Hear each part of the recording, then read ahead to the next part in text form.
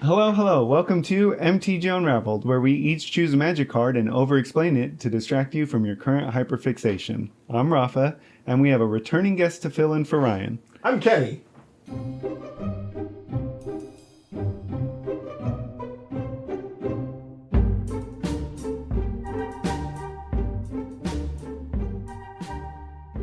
Thank you for being here, Kenny. Hey, as usual, you're welcome. Yeah, as usual, each of us has picked a specific card that we think has something interesting you may or may not know about it. So I'll start describing mine. We'll see if you can guess it. Okay. I'm super curious if you know this card or not. Oh my gosh. It's 2 generic Okay. and a green, 2 generic and a green. and it's Okay. a creature. Creature. Manglehorn. Manglehorn, no. Rexage.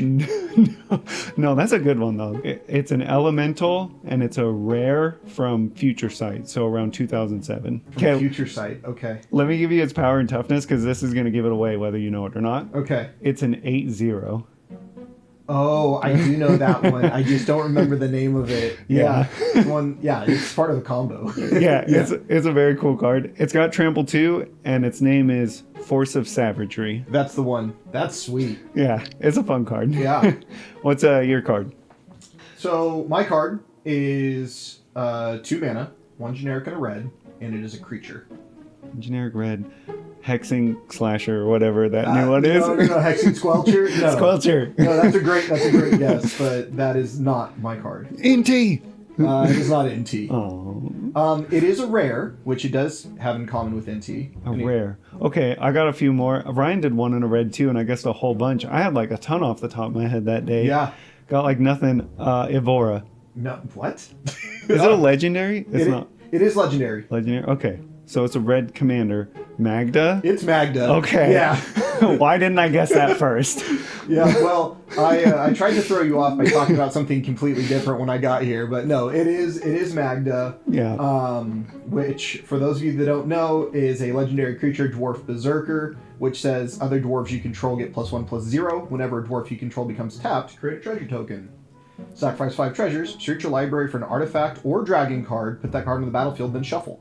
Wow, Kenny, that card sounds really strong. It is. It is very strong. Yeah.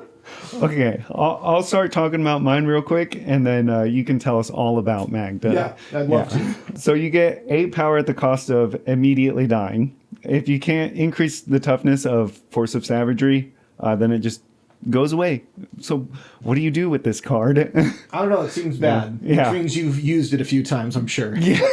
Yes.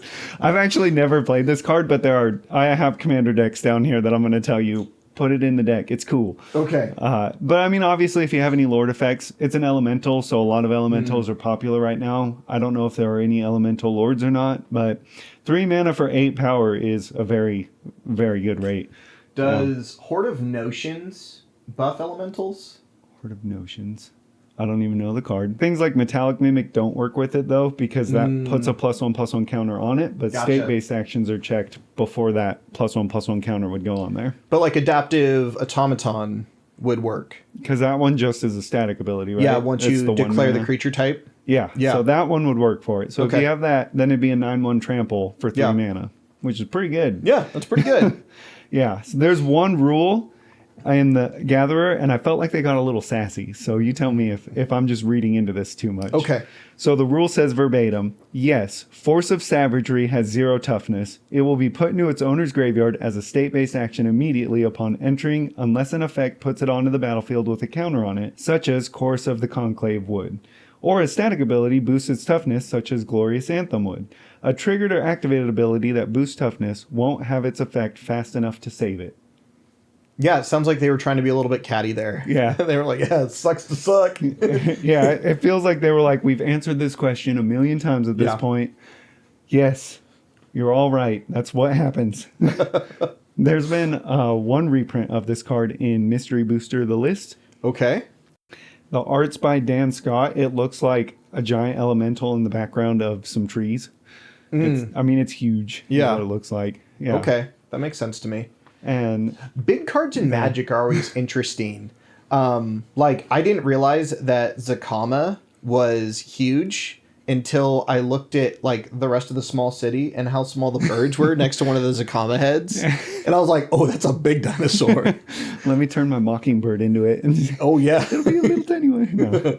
They don't have scale in Magic, probably, to some degree, but no tabletop game beats Warhammer's lack of scale, if you know anything about it. Yeah. Yeah. I mean, that'd be kind of cool if WotC came out with, like, the scaled version of, like, a Kithkin to an Eldrazi, and it was just, like, a scale model and just... Everything in between. Is Eldrazi the biggest? I think it's gotta be. It's gotta be, right? Yeah, because, like, Emrakul was described as being larger than a mountain. No, I figured it out. There's something bigger. What's bigger than Emrakul? Planets. Planets? Oh, I guess that's fair. Your land is the biggest thing you play. Wow. That's lame. Yeah, that is kind of lame. That's very anticlimactic to the biggest creature. Yeah. Oh, yeah. You're probably right. Eldrazi then. Okay. Yeah. All right. What Undefeated. about that? What about Wandering Archaic? How big do you think that thing is? It looks huge. It looks huge, but it also doesn't have reach. So, I mean, it can't be that big. If it doesn't have reach, Eldrazi doesn't have reach. Some of them, half of them. I don't think any of them have reach, really. Does Sire of Seven Deaths? I don't remember what that card has. Sire probably does. I play it. I should know. You should know. Yeah. What does it put on the Indominus Rex? 6 keywords. That's all I remember. Oh, okay. One of them's reach. Let us know if we're wrong. How much do you think this card costs, Kenny? Oh, geez. I mean, that's a killer card. I'm gonna say 39 cents. Yeah, less than $1 is all I wrote down. If it's less than $1, I don't even care. It's got flavor text. Okay. Life cannot be created and then abandoned. It must be nurtured and fed so that it may express its ripened might. I like that. Yeah, Frey Elise said it. Oh, okay. That's the one that Beethoven wrote a song about, right?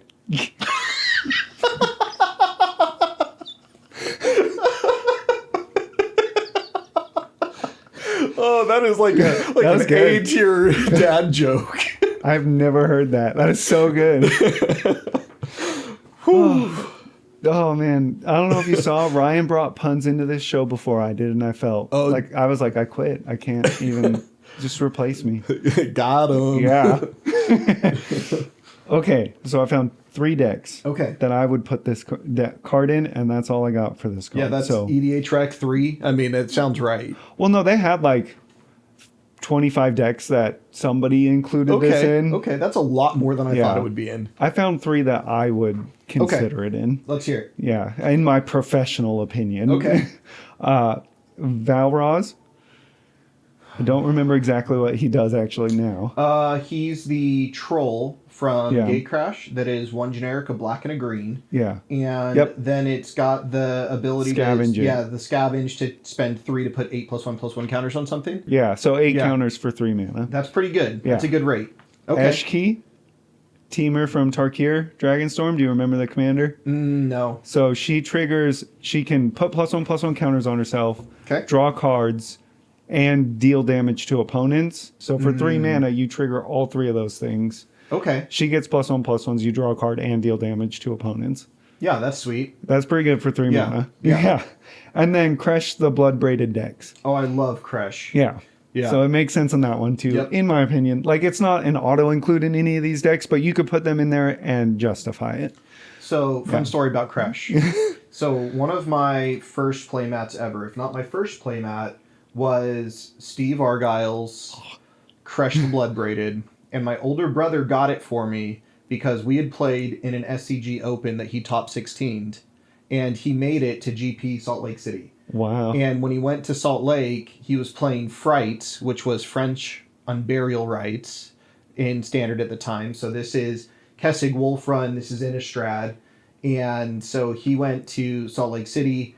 Long story short, he 2-3'd and had to drop. So then he spent the next day getting cool signatures and stuff.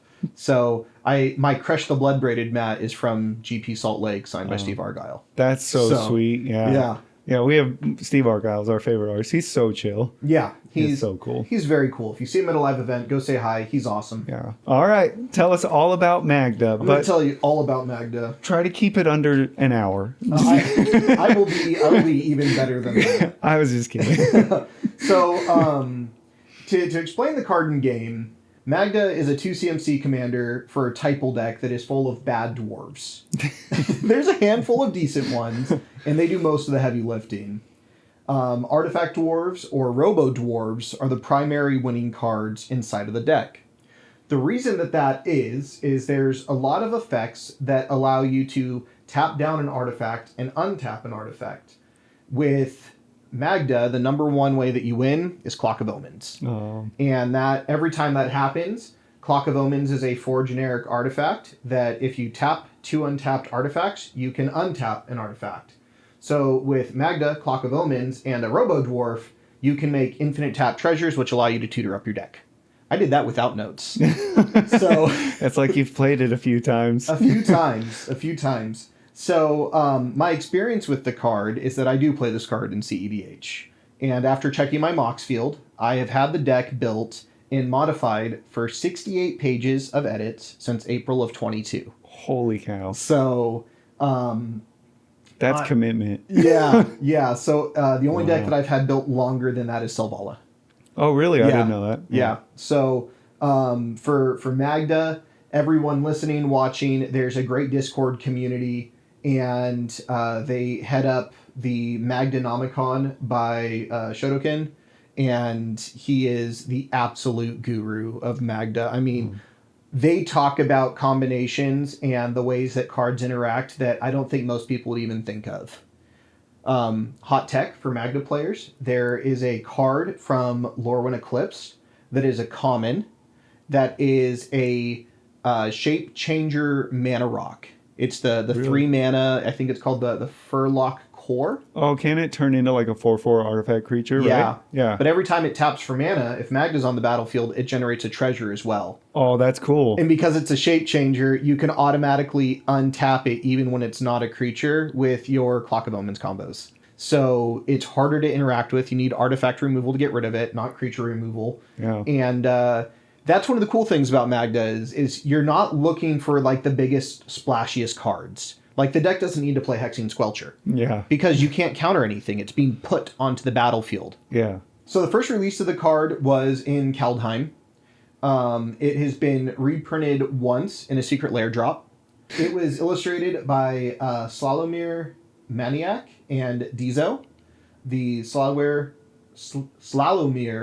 version I have an artist proof of that you've seen. Yeah, that's the one that I play with. Sorry, Secret Lair artist, I did not put you down.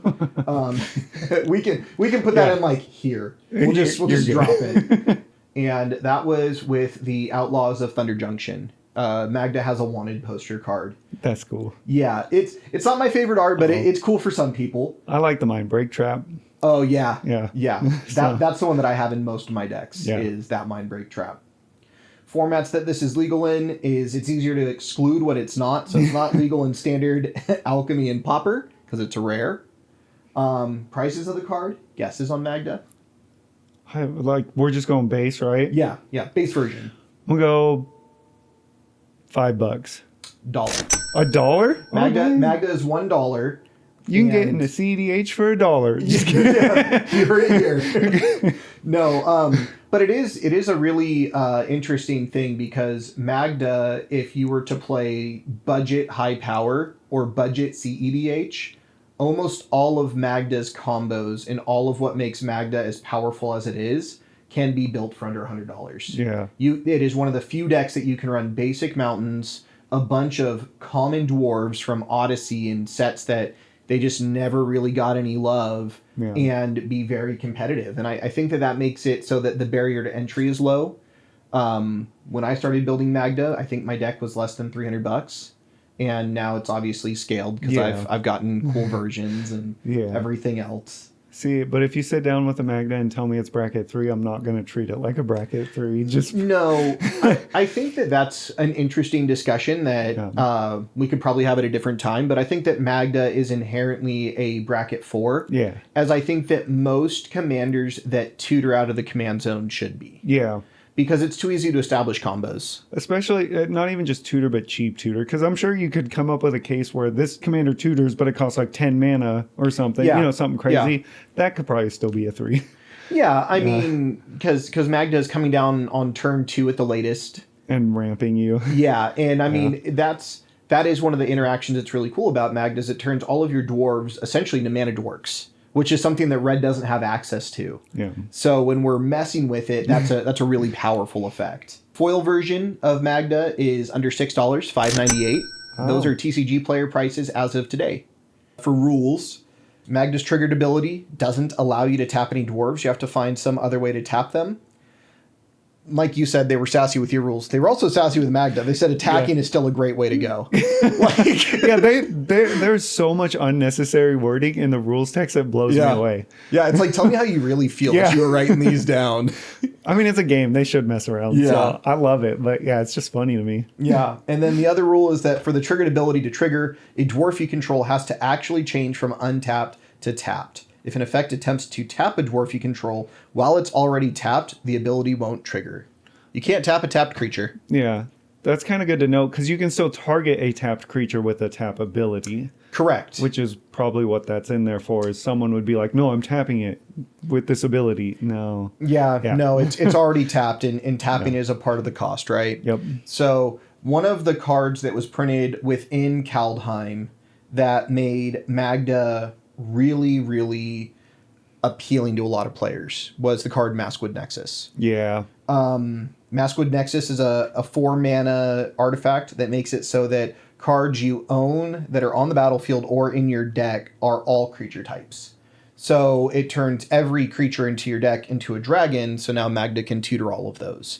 So that was a really cool 2-card synergy that they put together. Yeah. And that makes it so that any artifact creature like Fifth Dawn All-Star Battered Golem, where where every time an artifact comes into play it untaps, automatically combos with your Clock of Omens. That's cool. So it's a really neat deck that has a lot of cool layers. And I mean, if you've watched any of my content, I like monocolored cards, and I like finding ways for them to bend outside of the color pie. Yeah. Magda does have some lore. I did not know that. So Magda, after a fight with her family, left Axgard and vowed never to return. In her self-imposed exile, she met other dwarves who had grown disillusioned with dwarven society.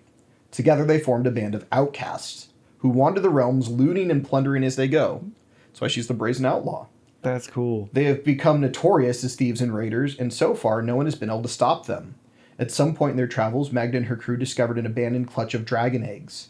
Seeing the benefits of having their own dragons, the crew has taken some of them from thievery to care for the eggs. Whether they succeed in taming the beasts when they hatch remains to be seen.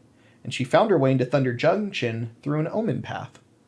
Dang. So her card is like on point for her story then. She finds treasure. Yep. It's not supposed to be hers, but she finds it. Yep. And she has dragon eggs, so she hatches dragons. That's freaking awesome. Yeah. Well, what I like to look at it as is you have to tap a dwarf to create treasure. So I'm looking at as like the action of looting. And looting in Magic is tap to activate to draw and then discard a card. Yep. So in dwarf logic, you tap it and you create a treasure. Dwarf logic. For fun facts, I just put that she's awesome. She makes a ton of otherwise bad common see play in the most powerful format that we have access to in Commander. Yeah. And then for the EDH rec, there's 15,319 decks, ranking her number 83 for red commanders. When you started that, Kenny, I thought you were telling me how many cards she combos with. No, and I was like, wait, what? That many? I knew it was a lot, but that many? Yeah. I mean, it's important to note that with Magda and Maskwood Nexus, you can turn anything into a dwarf. And once everything's a dwarf, everything combos with Magda. Yeah. And so there's a lot of ways to build the deck, and it doesn't have to just be cEDH. You could build a very functional bracket 4 that was dragon typal.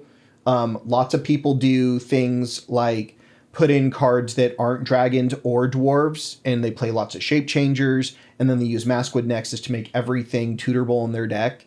And then you can play any creature type that's within that red or colorless category. I've seen colorless Magda decks. That'd be cool. Yeah, Kinda cool. Yeah, it's like secret Yeah. deck Magda is now it's all colorless, so it's all mountains and wastes, and then they just play like Eldrazi's and stuff that you don't get any of the triggers because you don't cast them. Yeah. But they come into play in their big Eldrazi's for 5 mana. Yeah, for So, cheap. Yeah, so Yeah. that's Magda. That's my card. Magda's sweet. Yeah, I love Magda. Do you It have a was- favorite card in the deck in the 99? Oof. And not because it's signed, Kenny. I'm just kidding. Yeah, no, I was gonna say that I think my favorite card in the deck right now, if I had to pick one, would be God Pharaoh statue. Oh, yeah. Yeah. That card's brutal. It is so good. brutal. It is so good. It's easily one of my number one tutor targets. It's either that or Portal to Phyrexia. I like both of them because they're very high CMC. And if you know me in other decks, I don't play a lot of high CMC cards. I play decks that are very low to the ground. Yeah. My average CMC in most of my decks is under 2. To have Magda be this super competitive cEDH deck that has 6 CMC and 9 CMC, I love being able to play them because I'm not going to be able to otherwise. That makes sense. That's cool. Yeah. Yeah. Yeah. See, where I like my curve's pretty low. It's usually sitting around a 3 in my commander decks, but I like to play 4 mana cards that only give me 3 mana value worth of permanent or worth of effects. So Yeah, that's why you play 37 to 40 lands and I play Yes. 31 to 33. I know. I don't know. I wouldn't draw lands. I'm telling you. I looked at the tool on Moxfield today, working on that Selesnya Manual Storm deck. I've got a 99.65% chance to cast my cards on curve with 33 lands. I don't know how you do it. Yeah, I don't know how you do it. slow CMC. All the more to you. Yeah. So before we say goodbye, Kenny, is there anything you're hyper fixated on? Oh boy, I've been waiting for this question. So, current hyperfixations: yelling mustard through my house at the top of my lungs What? in case Kendrick Lamar ever asks me to sample one of his songs. So that's a hyperfixation. Number two, the more serious one. When I go to bed, I listen to facts about outer space. Oh, So when like people talking in a very controlled cadence relaxes me. And right now there's an ongoing theory and debate that we actually exist inside of a black hole. oh yeah, I've heard that. And- I haven't looked into it too much, but Well, they've discovered the end of the observable universe. really, Yes. And technically, if we were in the vacuum of space, there would be no end. yeah, So that's caused all sorts of different scientists to rethink whether or not there actually was a Big Bang. And the current theory is that all the space dust and everything has been sucked into a supermassive black hole. And what we're actually observing is the curvature of the black hole as it's distorting space. And That's we freaky. exist inside of that. that is so freaky. My current hyperfixation is, for some reason, I'm on like space YouTube and I watch a video about how we exist inside of a supermassive black hole and go to bed every night. So Helps you space out. yeah, that's it. Helps me space out. That's a good one. Have you heard that theory that the Great Filter theory? Have you come across that yet? I think I'm aware of it, but explain it to me. I think it'll give you nightmares, so don't listen to it when you go to sleep. But Yeah. the Great Filter is the idea that because of how chaotic space is, Mm-hmm. along with other factors, but it would take someone smarter to explain any other. But basically because of entropy and the chaotic nature of our universe, that Yeah. the Great Filter is no civilization can get to a point where they're so advanced that they can survive from multiple solar systems and planets. Yeah. That the universe just snuffs every single life out before it can reach that point, and that's why we feel alone in the universe. Yeah, that's very similar. It's an offshoot of the Fermi paradox, right? Yeah, probably. I Yeah. don't remember that one. So the yeah. Fermi paradox says that we are either the most advanced species that has ever existed, or every species that has existed beyond us has destroyed themselves. Yes. Yeah. Yeah. So that's why there's no intergalactic travel, because when societies get to that point, they collapse in on themselves because of a vacuum. Yeah, it freaks me out. Yeah. Gives me existential dread. Yeah, I mean, then don't look at the Dark Forest theory. So that one says that the reason that we don't have intergalactic travel and communication is because there's a predator race that exists in outer Oh, space yeah. that everyone stays quiet, because if you were to go into a forest, people will describe interactions of being stalked by a predator. By everything gets deathly quiet. Yep. And the bugs stop buzzing, there's no chirping or birds singing, and they know that something's wrong, and the hair stands up on the back of their neck.